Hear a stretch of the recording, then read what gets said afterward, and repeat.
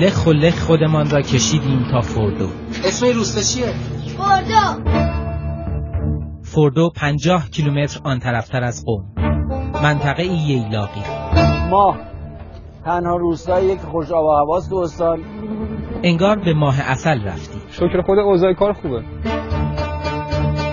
اسمش را بعد از اینکه خبر سایت هسته‌ای ایران در کوههای فوردو پیچید، دنیا به علاوه یک بار در گوگل سرچ کرد. یاد شهیدانی که در خون آرمیدن، بارم زیا زهرا حماسه.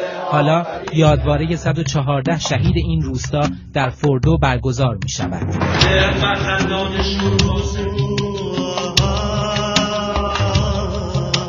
اینجا کوهایی است که دور تا دور فوردو رو گرفته و منطقه امنی بوده که در زمان جنگ با عراق هواپیما و موشک‌های اصابتی نمیتونستن به اینجا بکنن. 114 شهید، صدها تعداد 255 جانباز و تعداد 3 شهید گمنام و تعداد 11 شهید مفقود الاثر دارد. این روستای دورافتاده و کوچک در این زمینه هم رکورددار است.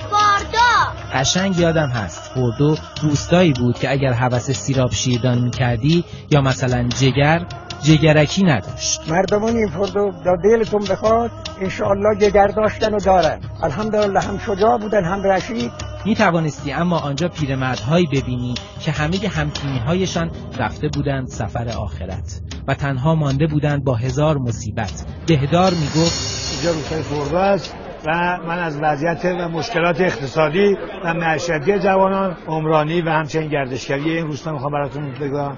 می توانستی آدم‌هایی ببینی بس که حرف داشتند. من خیلی حرف دارم، هم به خدا هم به شهیدان. بس که دلشان از خاطره‌های بد جدا بود. خودم جبهه بودم که خبر دادن پسر شهید شده و رفتیم آوردیم. فوردو روستایی که به خاطر تعداد شهیدانش شهرت جهانی یافته، با آن کوچه‌های تنگ آشتی کنان، با آن آدم‌هایی که لای چرخدنده‌های زندگی مدرن هنوز له نشده‌اند، اگر به اسم هر شهیدی قرار بود کوچه ای را نامگذاری کنند، چه کند این روستای کوچک که 114 کوچه نداشت؟ بله، 2 تا برادرام شهید شده، 2 تا پسرام شهید شده، یه دومدام شهید شده، 2 تا پسر خواهرام شهید شده. فوردو سوژه جنجالی ژورنالیست‌های فرنگ است. یه چند دفعه این خبرنگار خارجی رو من خودم اینجا دیدم، به تعداد اینجا اومدن. این می توانست فوردو یک رمان 10 جلدی باشد که ما مجبور بودیم در یک داستانک مینیمال تلخیصش کنیم.